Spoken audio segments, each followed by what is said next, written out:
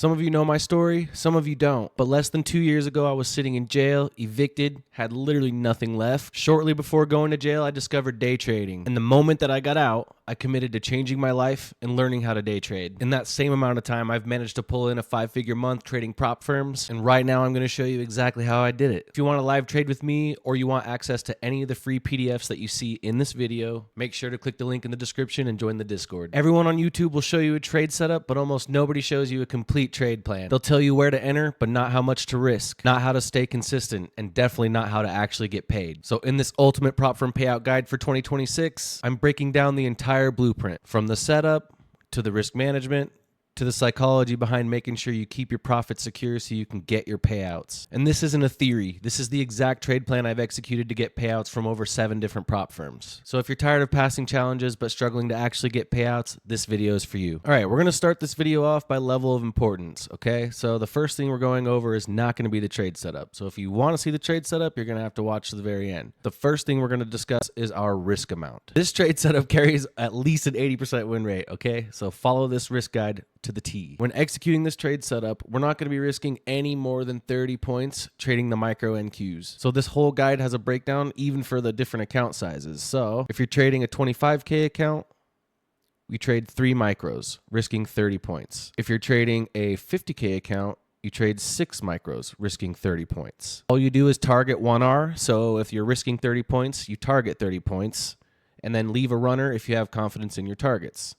So let's give an example of what that would look like. If here's our trade entry and we're risking 30 points, we're going to target 30 points. So what I mean by trailing and leaving a runner is this. If we get in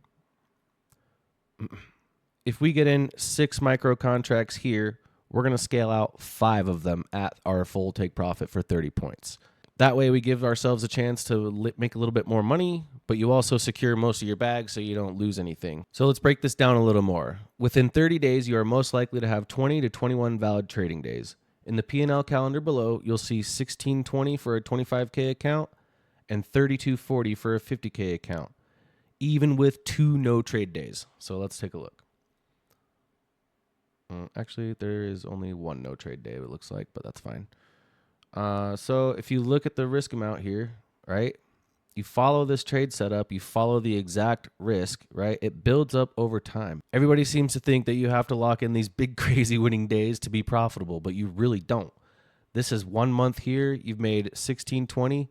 If you're copy trading that between 2 accounts, right? 3 accounts, 4 accounts, 5 accounts, all you're doing is multiplying that exponentially. And on a 50K account, it's even more, right? Well, at the same time, you're never risking more than $300 per trade. So if you're on a 50K account and you have $2,000 in drawdown, risking $300 per trade, that gives you over 6 trades in a row that you would have to lose in order to blow the account. As you can see here, this trade setup has an 80% win rate, so it's very unlikely that you're going to lose that many trades in a row. Now, I bet you think we're going to get into the trade setup, but not yet. Your trade setup means absolutely nothing if you don't know how to secure your profits afterwards. If we take a loss, we have emotions. If we take a win, we have emotions. If we get break even, we still have emotions. So finding a way to make sure you keep your emotions in check after every single trade is going to be even more important than the trade setup itself. So the next thing we're going over is the tilt check worksheet. After every single trade, regardless of the outcome, you pull up this worksheet and go through the entire thing piece by piece. It's only 1 page, and all you do is read through it and answer the questions. So let's go through it together. Use this worksheet after each trade to interrupt emotional reactions and reinforce disciplined decision-making. This is one step that helped me with my psychology while trading and got me closer to payouts faster. Ask yourself the following questions after each trade day. Did I take an A+ trade I'm proud of? Yes or no? Did the trade win?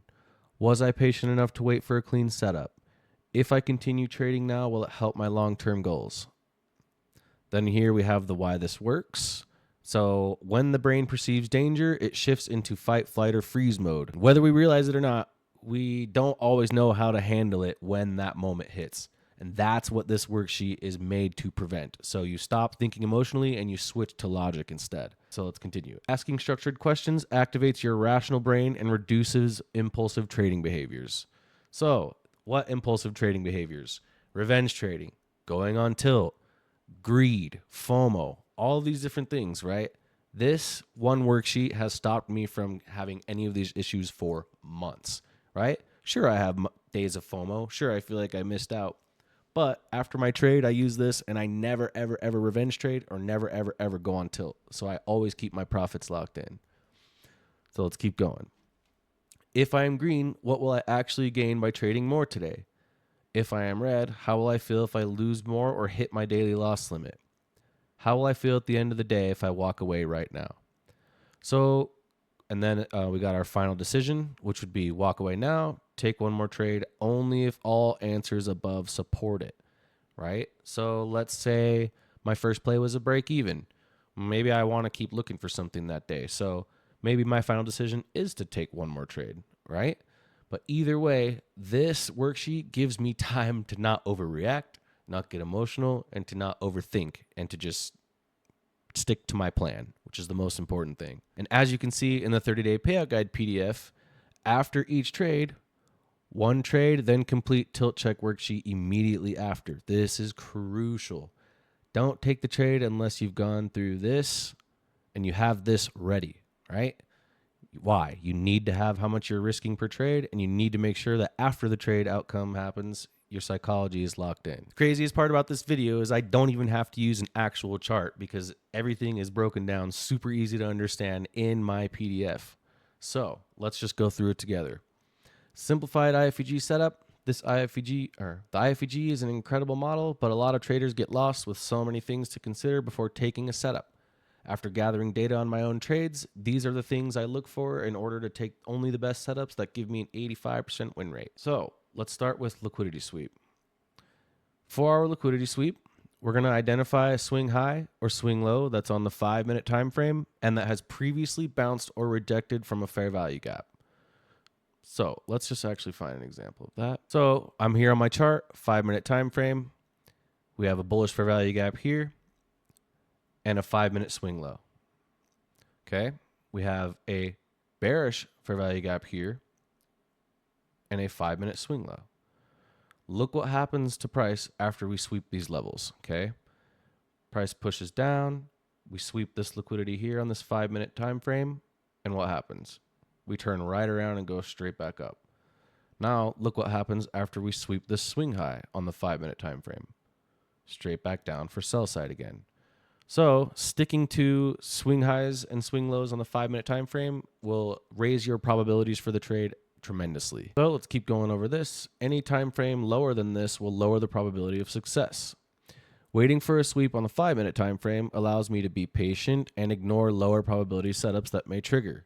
So why is that important? Because it makes you have to be patient. It forces patience out of you.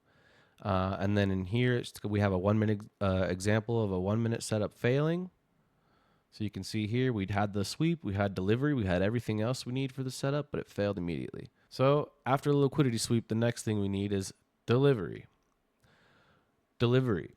Pairing my entry time frame with a matching delivery time frame is usually preferred. Example, 30-second inverse entry, delivering out of a 30-second FVG. If there is no matching time frame, I will look at the higher/lower time frames for delivery. If there is no delivery from at least one time frame, I will not even consider taking the trade. This helps me feel confident in the setups I'm taking. So back to the chart. Show you what that looks like. I will never, ever, ever be taking a trade if I look to the left and don't see bullish or bearish delivery, right? So I need to see an obvious fair value gap to the left when I'm looking for setups. Otherwise, there's no way I'm going to take a trade. So if I'm looking for a short setup, okay, I need to see delivery from a bearish gap to the left. If I'm looking for a long setup, I need to see bullish delivery from a gap to the left, right? This is how I create my list of confluences. So the next thing we're going to go over is the size of our inverses. Okay, this is really, really important to me. Let's go here. FVG size. I require my IFVG setups to be a minimum of 9 points or more. This is a very simple and overlooked method that will help a lot of filtering out bad setups. Okay, from my own data and experience, inverses that are larger than 9 points are not only have a higher probability of working, but they tend to have a lot higher RR at the end. So meaning they go for a lot further.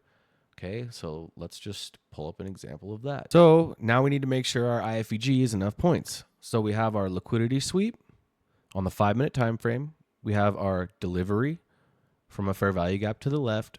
Now the next thing I need to check is how big is this inverse, right? So I got to measure this out. Take my measuring tool. We have an inverse of 10 points. So in this example, this would be a valid trade for me because the inverse is large enough to fit my criteria.